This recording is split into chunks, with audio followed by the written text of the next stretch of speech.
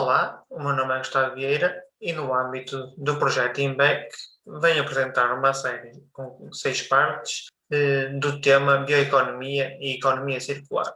Nesta parte número 1 abordaremos as definições, o que é economia circular e o que é bioeconomia e qual a aplicação deste conceito em termos gerais. O que é a bioeconomia e economia circular?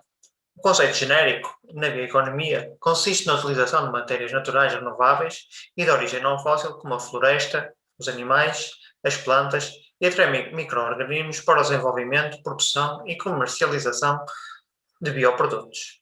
Na economia circular, consiste um conceito estratégico que assenta na redução, reutilização e recuperação e reciclagem de materiais e energia.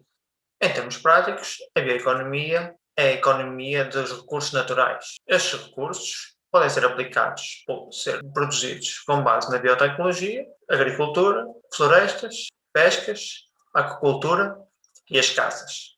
Tudo isto, a bioeconomia, é a economia proveniente dos recursos naturais. Com esta, teremos a nossa alimentação, a alimentação para os animais, a produção de biocombustíveis e os materiais poderão ser utilizados na maior parte dos setores, sejam eles as peles para a indústria do calçado, as madeiras para a construção e aplicação em outros fins, como no mobiliário, entre outros. Todos os produtos com base biológica. Nomeadamente, estes produtos originarão biorresíduos. Estes biorresíduos, uma vez que são biológicos, poderão ser triados facilmente e ser reaproveitados e voltados a ser introduzidos nos ecossistemas.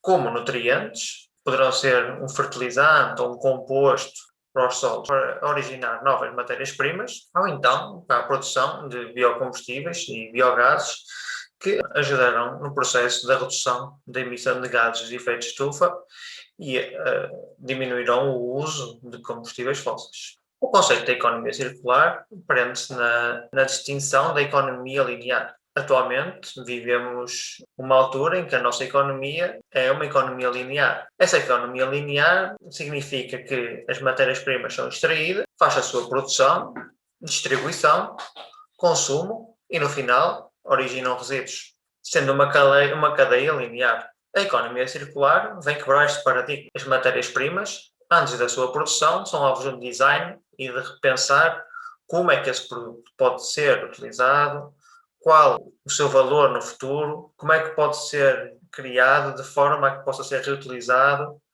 reparado ou então remanufaturado, em que seja um produto mais duradouro e que possa voltar a entrar na cadeia económica. Após esse repensamento, esse design, o produto é distribuído. No final da sua distribuição, se o produto ainda estiver em bom estado, volta a entrar na cadeia como reutilização, pode voltar a ser reparado e volta a entrar como produto remanufaturado, ou então, se não houver solução possível, parte para a coleta. Essa coleta é alvo de uma incisiva triagem, em que a maior parte desses produtos, se forem plásticos ou metais, podem ser reciclados e os outros, numa fase otimizada, serão resíduos. A maior parte desses resíduos poderão ser biorresíduos e que voltarão a entrar na cadeia da parte biológica. Do ponto de vista geral, podemos ver aqui um exemplo de um diagrama de borboleta. O que é que isto significa? Temos do lado esquerdo, a verde, os produtos renováveis. Do lado direito, os produtos ou os materiais finitos. Os produtos renováveis têm origem em bioprodutos. São produtos que, ao longo do tempo, o seu valor voltará sempre a ser o mesmo. São renováveis, como diz o nome. Os produtos finitos são produtos mais tecnológicos ou que o seu tempo de vida tem um fim. Os intervenientes na cadeia serão os mesmos, desde o fabricante à produção e aos serviços de distribuição. No final, o objetivo é chegar ao consumidor. Na parte dos produtos renováveis, temos ali o efeito cascata, que significa que o produto tem várias fases de vida. Nomeadamente, por exemplo, uma tábua que usamos na cozinha em madeira poderá ter um tempo de vida. No final do tempo de vida, se já não estiver em condições ou tiver sido partida, poderá ser enviada para uma serração e será transformada em aglomerado. Esse aglomerado poderá ser aplicado nas nossas casas como isolamento ou como material de construção que terá um tempo de vida ainda mais prolongado e no final, quando já tiver feito o seu tempo de vida, poderá ser voltado a enviar para uma fábrica onde fazem pellets ou então ser aproveitado como combustível. Esse combustível originará cinzas e as cinzas poderão voltar a entrar na cadeia de valor, como corretor orgânico, composto ou fertilizante para os solos. Se não quisermos fazer este efeito cascata, ou se não houver possibilidade, poderá ser feita uma extração de matéria-prima por agentes bioquímicos, em que originará a digestão anaeróbia para a criação de biocombustíveis, como etanol, bioetanol, butanol, etc. Nessa digestão aeróbia produzirá biogás. Esse biogás será também um substituto aos combustíveis fósseis. Os restantes resíduos serão aproveitados para a regeneração da biosfera e a gestão do fluxo de recursos renováveis, voltando a entrar outra vez na cadeia de valor. Tudo isto, toda esta cadeia, tem que se dizer que reduzirá o número de resíduos. Por isso é que esta seta, onde diz recolecção, aqui onde diz recolección, e tem aqui uma seta para baixo, significa que é o mínimo de recursos de resíduos possíveis, tentando voltar a entrar sempre na cadeia. Na parte dos materiais finitos, após o uso do usuário dos produtos que foram adquiridos aqui ao serviço, seria uma melhor gestão se esses produtos fossem compartilhados. O que é que isso significa?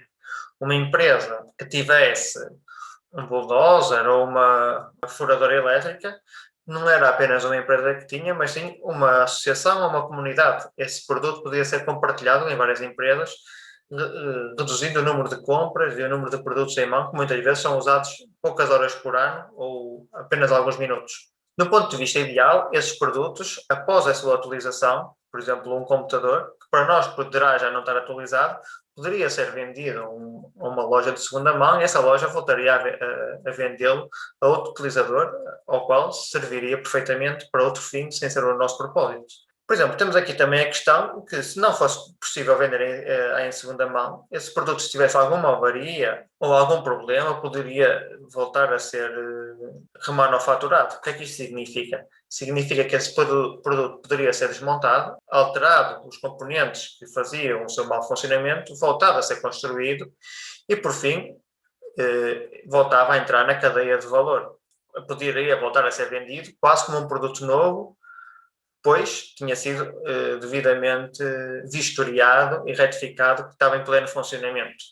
E, por fim, se esse produto não pudesse ser alvo dessa remanufatura e se não houvesse solução possível, aí sim poderiam reciclar todas as peças de produto, desde a parte de componente metálica, componentes de plásticos e outras componentes que poderiam ser reutilizadas e ser aproveitadas para novos produtos finitos. No âmbito deste esquema da economia circular, de economia e este gráfico de borboleta, o propósito seria sempre o mesmo, que é a redução do desperdício dos resíduos e fazer com que os produtos tenham o seu tempo máximo de vida prolongado. Muito obrigado, espero que tenham gostado e que nos acompanhem nas próximas séries. Até à próxima.